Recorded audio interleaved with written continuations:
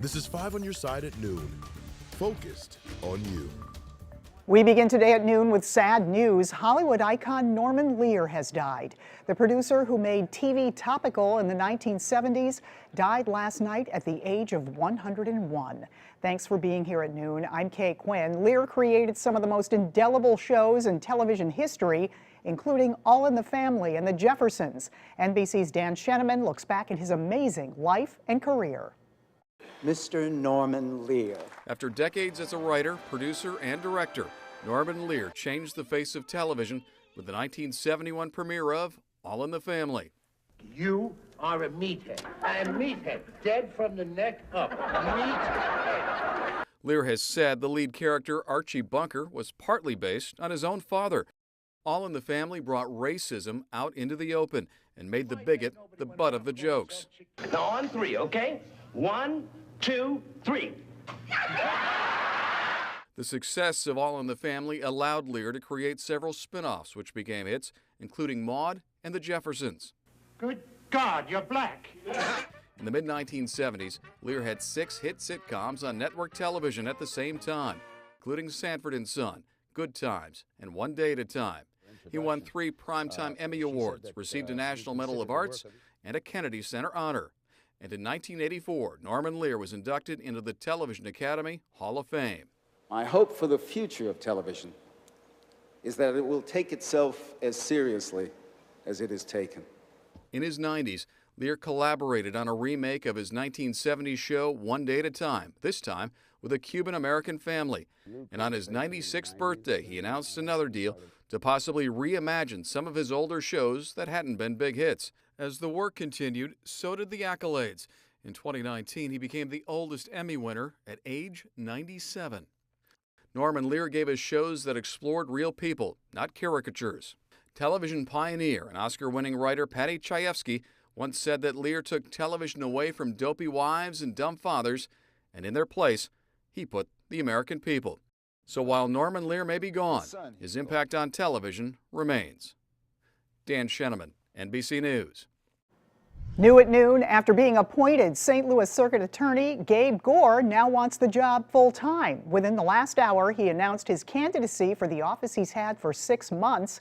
5 on Your Side's Christine Byers was there. She joins us now to tell us more about what's ahead. Christine? That's right, Kay. We were just here 24 hours ago talking about Gabe Gore's press conference from yesterday where he outlined his progress over the past 6 months. And I asked him then if he was going to run for this office, and he told me his interest was intensifying, but he wouldn't fully commit. Now he says he's certain. Governor Mike Parson appointed Gore as the St. Louis Circuit Attorney after the abrupt and controversial resignation of Kim Gardner. During her 6 years in office, thousands of cases piled up without ever being reviewed, and multiple victims and defendants were kept in the dark about their cases. Now, yesterday, Gore outlined his progress in the past 6 months, explaining how his administration has been digging out from a backlog of 6,700 cases. There are 2 other potential candidates Gore may run against in the Democratic primary, which include local attorney David Mueller and former Alderman Mike Gra. Here's how Gore explained his decision to officially join the race. What has changed is the unique opportunity to serve alongside the men and women who have come back to the Circuit Attorney's office to join me. Now, of course, the wild card here remains whether Kim Gardner will also run for office again. She said she had planned to do so before her resignation, and she has not returned any of our phone calls or messages to answer whether that is still her plan. And the official time to file begins in February. And do we know anything about who's running Gore's campaign, Christine? Yes, so it's very telling also to know who is supporting a campaign. And the campaign strategist in this case is Mo Political Consulting.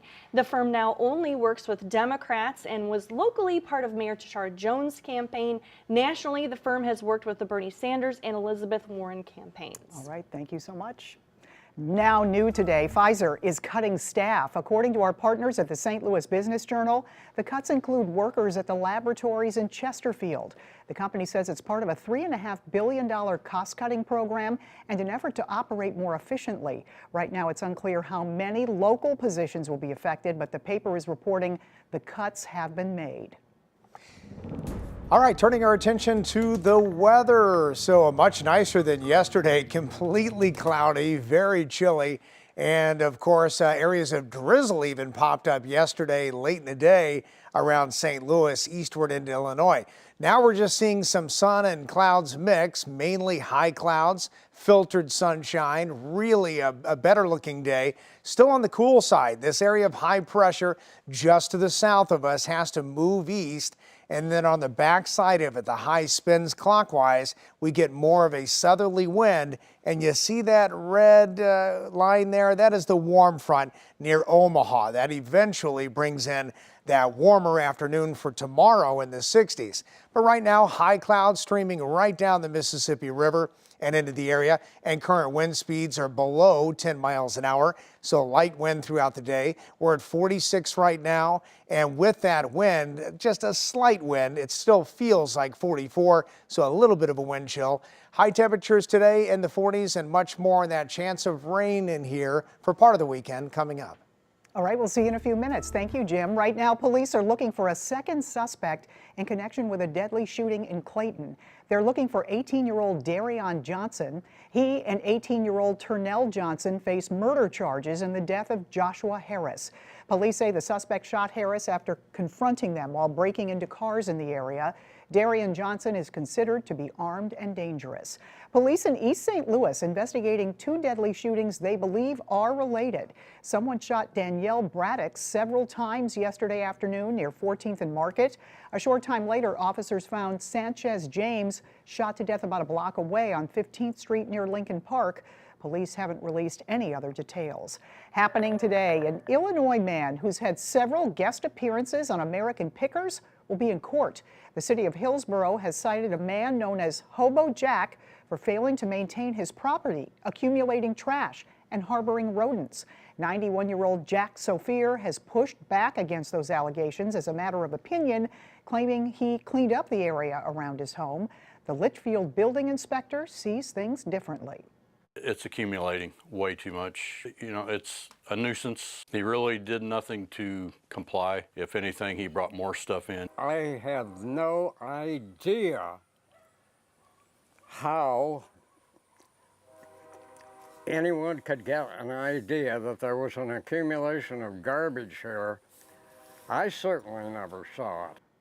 Sophia has stated multiple times that he'll refuse to take part in court proceedings unless he's granted a jury trial. Hillsborough attorneys oppose that, saying he likely wouldn't be able to pay the required fees.